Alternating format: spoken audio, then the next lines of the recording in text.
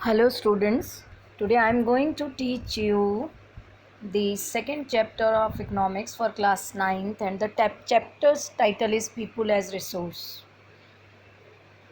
When we use the term resource, we generally refer to those natural resources we use in our life. And in the first chapter we have done the factors of production: land, labor, capital. But do you know that if we are having all the natural resources, we are having land, labor, capital, but if we do not have such people who will work on them, they will be useless for us. So, people as a resource is a very important asset for our country's economy. There is a line: population becomes human capital when there is an investment made in the form of education, training, and medical care. It means every person cannot be a resource. There are some terms, there are some things which can be invested in a person, and then that person can become a resource. And then it is also as productive as physical resources for us, money or natural resources for us, such as land. So when we talk about people as resource, we refer to the working people of our country, and the working people work according to their productive skills and abilities. Now when we talk about skills and abilities, I want to give you an example of doctors, engineers, teachers. They are having different skills, they are having different abilities, and they are contributing in the development of the country according to this skill. And you can see that there is a term working people. It means the people who are working and contributing in the development of country. Only those people are categorized as resource, and they can contribute in the creation of gross national product. And the population who is working can be referred as a human resource. This is the positive side of a large population. Yes, if we are having a large population in our country, but the whole population or most of the population is involved in working, that will be a positive side, because as much as working people we will have in our country, so much of development will be done. So when a population is dependent, it is a negative side. And when a population is contributing in the terms of their skills in the development of country, they are known as positive side of large population. Now, what is human resource? Is it like land or labor, or it is more than that? Now let's see. When we invest human when we invest in human capital through education, training means skill, or medical care, it means health, we can also get profit like we invest in physical capital. As you see that a farmer invest in his land, good seeds, irrigation facility, pesticides, fertilizers, and then get a he gets a good crop, and it is very fruitful for him.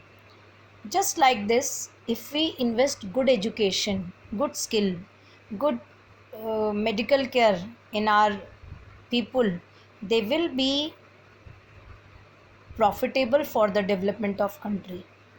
As you have heard from your parents that if you will study better, you will be a good doctor, a good engineer, you will be successful in your life. Now there are some example of human capital: a doctor, a teacher, an engineer, or a tailor. They all are human capital for a country because they contribute through their skill.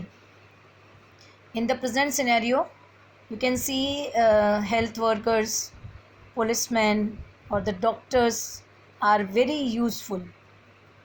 And if we will have a large number of skilled doctors, skilled policemen, or skilled health workers, we can fight such a dangerous disease bravely.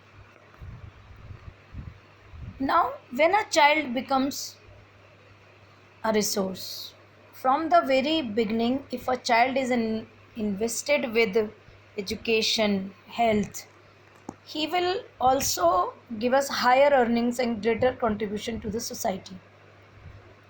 Now, here I want to make it very clear to you all, if we contribute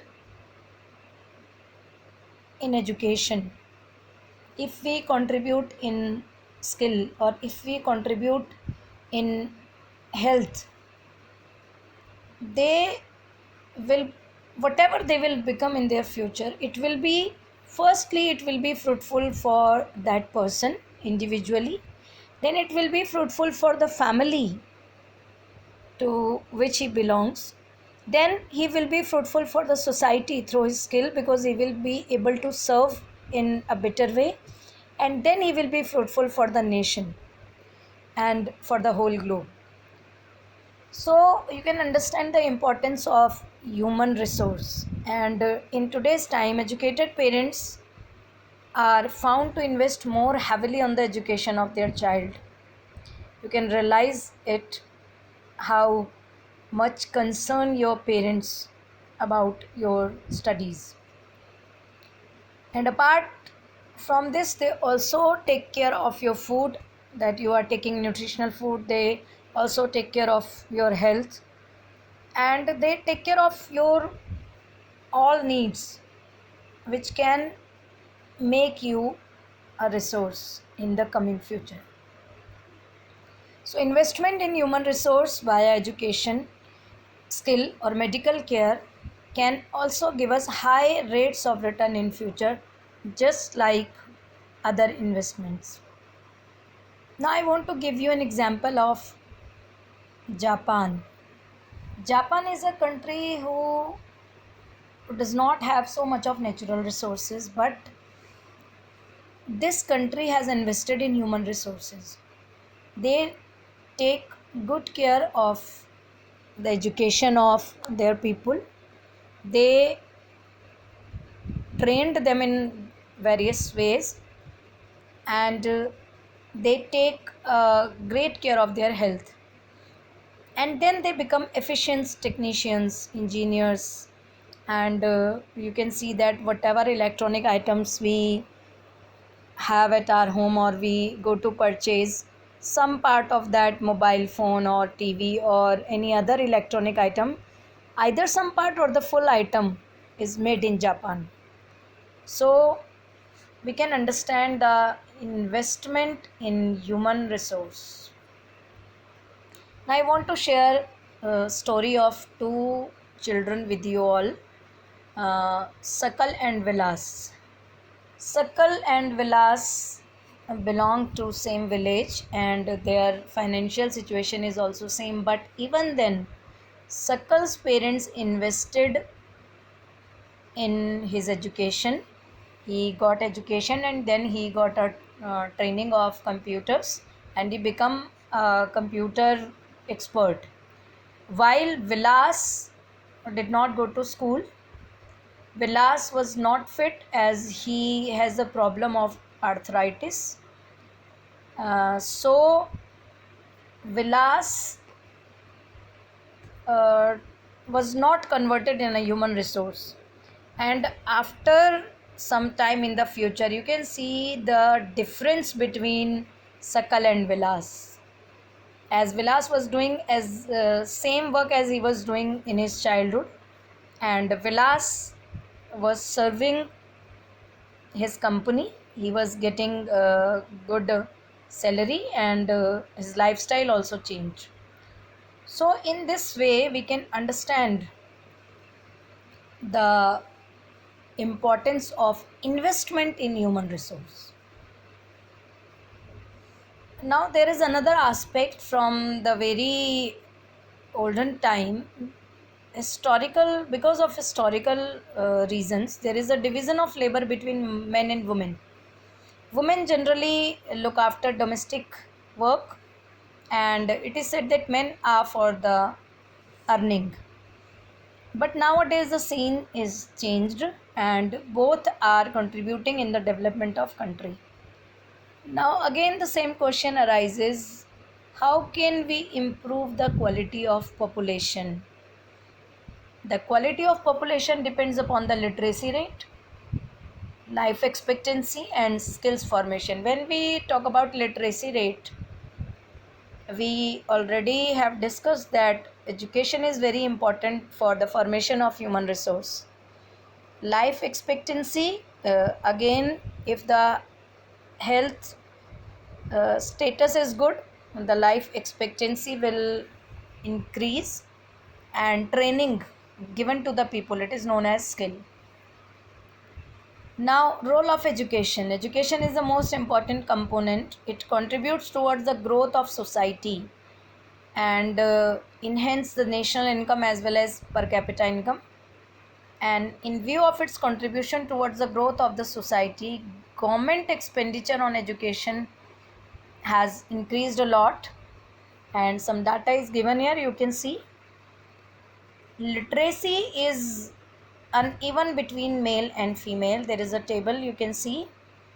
In 1950-51, the number of colleges, universities, students, and the teachers who were teaching there, and now come to the year 2016-17, you can see a big difference between them. It means every year the government is making every effort to increase the literacy rate of our country.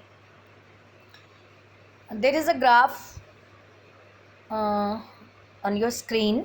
It is showing the literacy rates in India, and blue bar shows the average, red bar denotes male literacy rate, and the green bar shows the female literacy rate. As you can see, in 1951 the difference was very big, but uh, gradually the difference is uh, coming to a big change. And in 2011 the scenario is changed, and the girls are also getting good education nowadays. There is some data. There were 7.68 lakh schools by 2004-5. This is the number of government schools. And Sarv Shiksha Abhiyan was a very important step by the government, in which the government made a provision for free education to all the children below the age of 14. No fees is taken. Bags and books are also given free of cost. Now the other component is health. It is also a very important component of human resource development. As you can see that health increase or decrease the efficiency of working population. If a person is highly educated and he is highly skilled, but he is unable to go to his workplace because of his sickness, his efficiency will be decreased. And the people who are not healthy, they don't get the jobs easily. So health is also a very important component, and there has been considerable improvement in the country's health standard. Our life expectancy at the time of birth in India rose from 37.2 years, that was in 1951. Now it come to 63.9 years in 2001. Life expectancy means the span of life. It is an average life. It doesn't mean that everyone has to live up to 63 years, but it is an average lifespan. Infant mortality rate has also come down because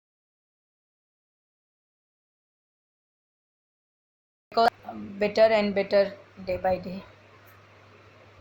Now you can see a table of health infrastructure over the years, and you can see the changes in 2013. some abbreviations are given under the table, you can go through them. Dispensaries and number of dispensaries and hospitals in 2003 and the difference in 2017. So you can study this data.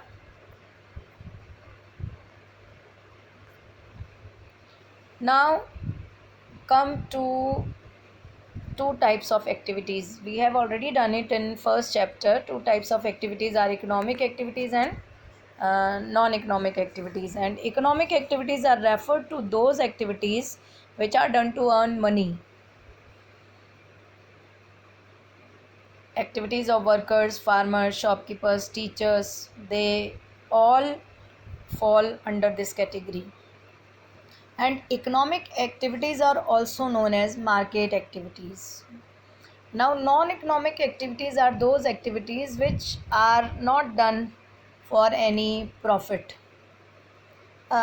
You can understand it by an example that if a teacher is teaching in a school, it is her economic activity because he or she gets the salary. But the same teacher teaches her own child at home, it is non-economic activity because he will not get anything for this. So it is very clear. Now the economic activities are divided into three main sectors: primary sector, secondary sector and tertiary sector. Primary sector includes activities like agriculture, forestry, animal husbandry. Uh, Basically, the raw material is grown in the primary sector, and in the secondary sector, that raw material is converted into prepared things. So it is also known as manufacturing sector because the things are made here, constructed here. And the tertiary sector is known as service sector because it is serving the people, like transport, education, banking, ATM, insurance. These all services come under tertiary. And more than this, the tertiary sector is also known as a bridge between primary and secondary. uh, Suppose transport system, if the um, grain is prepared in the field, it is brought to the manufacturing sector or secondary sector through tertiary, through any truck or transportation services. So that is all for today. I hope you understand this, and after this I'll provide you a worksheet with some notes and question answers, and we will continue this chapter in the next slide. Thank you.